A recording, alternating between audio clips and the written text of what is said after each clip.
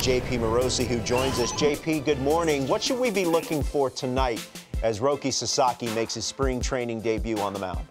Robert and Harold, good morning. We've been talking about this day for a long time. Roki Sasaki in Dodger blue this evening on the network, nationally televised. Can't wait for this. The key thing is, of course, as you mentioned, Yamamoto gets the start. And then Sonia Chen of Mlb.com has reported that we're expected to see Sasaki go potentially 3 innings or so after Yamamoto starts. So perhaps Yamamoto around 4 innings and then Sasaki for 3. So this is going to be some amazing pitching for what could be, Robert and Harold, the 2 starting pitchers for the Dodgers later on this month in the Tokyo series. So the idea was the Dodgers want to make sure that they build up Sasaki to be able to start one of those 2 games. Broadly speaking, the expectation is Yamamoto gets game 1, Sasaki gets game 2 against the Cubs in Japan later on this month. The repertoire we know, dazzling. The velocity is up around 100 miles an hour when he's really in midseason form. I think we'll be curious to see, is he all the way there now or is he still in build-up mode? But this is going to be the first broad appearance that we've seen him make for the national TV audience here in North America since, of course, we saw him in the WBC and other settings. But in a Dodger uniform, guys, we cannot wait to see just how ready that arm is to eventually pitch against the Cubs in a couple weeks' time. It's going to be a big debut for him against the Reds this evening. And I tell you what, JP, I hope he doesn't hit 100 today. I caution everybody. Yeah. Let him build up. And it's very similar to what I was talking about with Max Fried. You go to a new team, you go to the Yankees, you want to show everybody what you can do. Max Fried hit 97 last night. That's too soon for him to be hitting that high of a number. So health is hitting our game like never before, and it's because we're going, all right, you're throwing tonight. Come on, Sasaki. Relax, people. Let him build up, and then we get to Japan and end of the season. We want this guy healthy. And JP, speaking of health, Sean Murphy. I mean, the Atlanta Braves, they dealt with all sorts of health issues last year. Now there's word after he got hit by a pitch on Friday, he's going to be out 4 to 6 weeks with a fractured rib. What does this now do for the catching position for the Atlanta Braves right now? Because obviously Travis d'Arnaud is playing for the Angels. Right. A very difficult news for the Atlanta Braves indeed, because Murphy had a year where last year he had some injuries too, and that is just a painful way for him to begin the season. As you point out, 4 to 6 weeks now with that rib injury that he sustained. And so more than likely on opening day, there is now a path for Drake Baldwin, here he is, to be the Braves' opening day catcher. 23 years of age. He played for Team USA at the Premier 12 in November. Had a chance to watch him there and speak with him. What an amazing young man, very mature, out of the state of Wisconsin. So Drake Baldwin, a lefty bat. And whenever you have a chance to talk about someone who's a young left-handed hitting catcher who's got a lot of poise behind the plate, these are very, very rare players. Someone who is a high school draft who's able to come up and play at that level already. So Drake Baldwin had some good international experience in November. I again, was very impressed by what I saw from Drake in that setting there playing for Team USA. So the Braves having to call on Drake Baldwin earlier than expected, but certainly at 23 years of age, a really good two-way player as a defender and as an offensive player. They're very comfortable with what they've got internally now with Drake Baldwin behind the plate. Yeah, well, he's one of their top prospects. It'll be he's the top prospect. But how difficult is it, H, as a young player at the catching position? Well, he's going to be catching Chris Sale today. Yeah, because they throw so much information at you. Yeah. You know, that's the difference is being able to dissect all the information. But I think if there's one team that really would be good for him is the Braves. Yeah. Because they have a lot of veteran pitchers and they have a pretty good idea what they're doing. JP, a lot has been made at Blue Jays camp. Vlad Guerrero Jr. ready to enter free agency, no contract extension. The same is for Bo Bichette in that he enters his walk year after what was a very difficult season for him personally on the field. What should we expect and what should we be looking for from Bichette in 25? Robert, it looks like potentially that Bo is going to be the Blue Jays leadoff man in 2025. And I happen to think it's a great call for the Blue Jays. They entered this camp with a very fluid lineup 1 through 9, where John Schneider was saying he wasn't sure exactly how the different pieces would fit together. But it really does seem to line up nicely. And Harold talked about Trey as the leadoff man for the Phillies.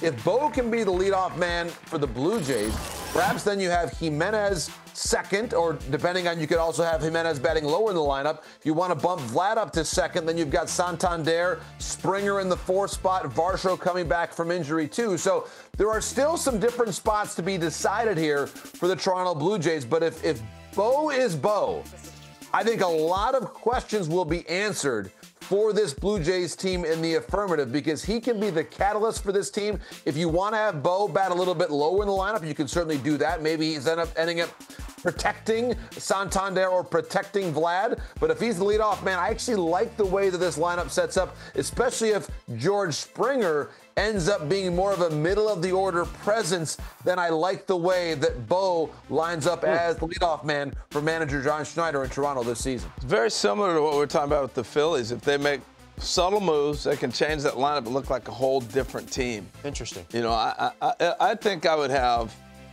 I don't know, I wouldn't necessarily go with Bo at leadoff. I'll leave it at that for now. Okay. I would have Jimenez if I'm going to do that, because now he's going to get pitches to hit. He's got Bo and Vladdy and all those guys behind him. It makes him as a better hitter. It just does. Hey, JP, this time next year, we will be talking about the World Baseball Classic. But there's some qualifying games that are ongoing for many countries, and there were there were a couple of games yesterday. Take us through it.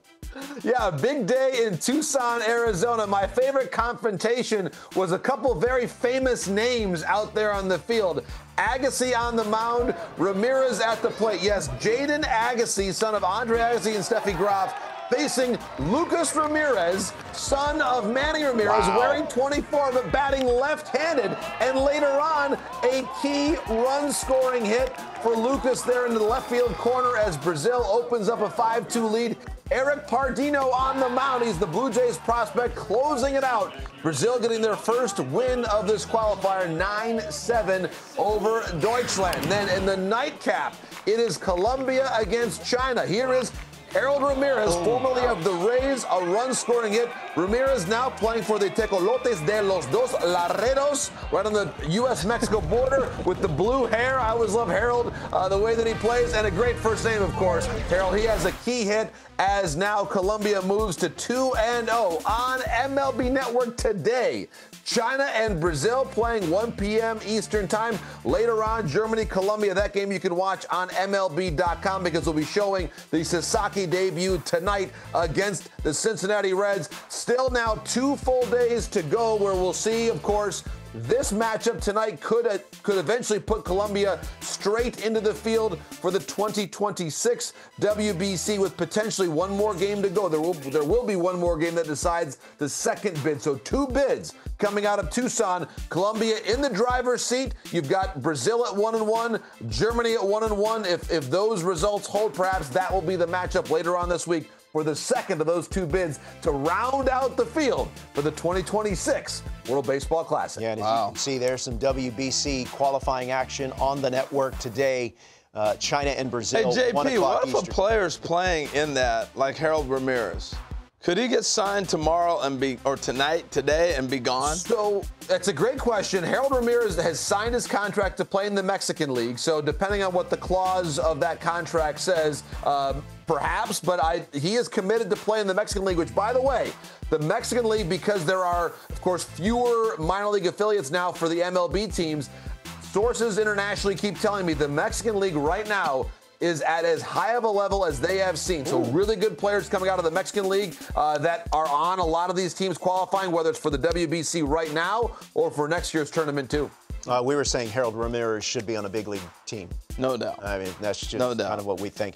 Hey, JP, we appreciate the time, man. Thanks a lot. Have a good day. 彼が新たな伝説の第一歩を踏み出す瞬間がすぐそこに迫っています。さあ、ついにこの瞬間がやってきました。佐々木朗希がドジャーブルーに袖を通し、今夜メジャーリーグのマウンドに立つ日本の野球ファンのみならず世界中の野球ファンがこの瞬間を待ちわびていました。彼がこれまで NPB で見せてきた圧倒的なピッチング、その才能がついに MLB の舞台で試される時が来たのです。全国放送で放映されるこの試合、まさに歴史的な一日となることは間違いありません。まずは山本由伸が先発を務め、その後佐々木朗希が3回ほど投げる予定だと言われています。これはまさに日本が誇る2大エースが同じ試合で登板するという夢のような展開です。しかもこの2人こそが今月末の東京シリーズでドジャースの先発を務める可能性が高いと言われています。山本が第1戦、佐々木が第2戦を担当し、ドジャースが日本の地で戦うというこのシナリオが実現すれば、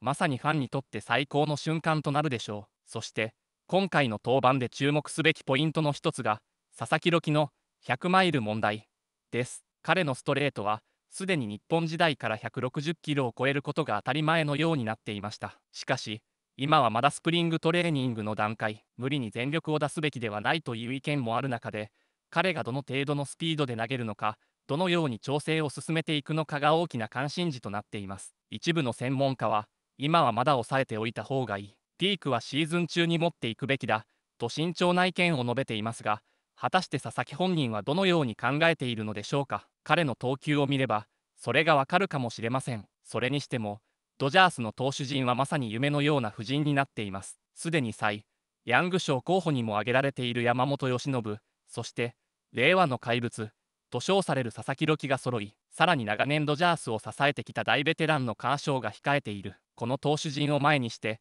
打線の強いチームですら得点を奪うのは容易ではないでしょう。開幕前からドジャースのローテーションは Mlb 最強と言われているのも納得です。これほど豪華な先発陣を持っているチームは他に存在しないと言っても過言ではありません。もし彼らが順調にシーズンを戦い抜けば、ワールドシリーズ制覇も現実味を帯びてくるでしょう。ただし気になるのは健康管理です。山本も佐々木も MLB では初めてのフルシーズンを迎えます。日本のシーズンとは違い、MLB の過酷なスケジュールに適応する必要があります。特に佐々木はこれまでフルシーズンをそよい抜いた経験がありません。体のケアをしっかり行いながら1年を通して安定したピッチングを続けられるかどうかが鍵となります。無理に100マイル超えの速球を連発するのではなく、今把握まで調整段階として適切なペースで仕上げていくことが重要です。そして何より今夜の試合は彼にとって MLB の全国放送デビュー戦でもあります。 WBC などでアメリカのファンにもその存在は知られているものの、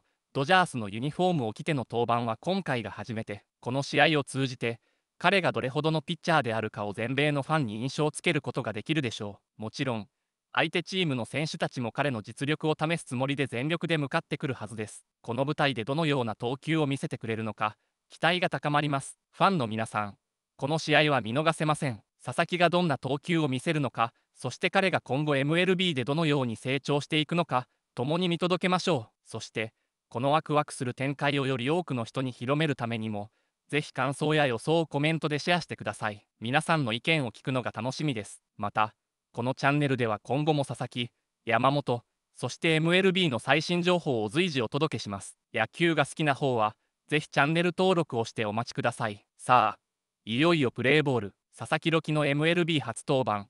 この歴史的瞬間を目に焼き付けましょう。彼が新たな伝説の第一歩を踏み出す瞬間がすぐそこに迫っています。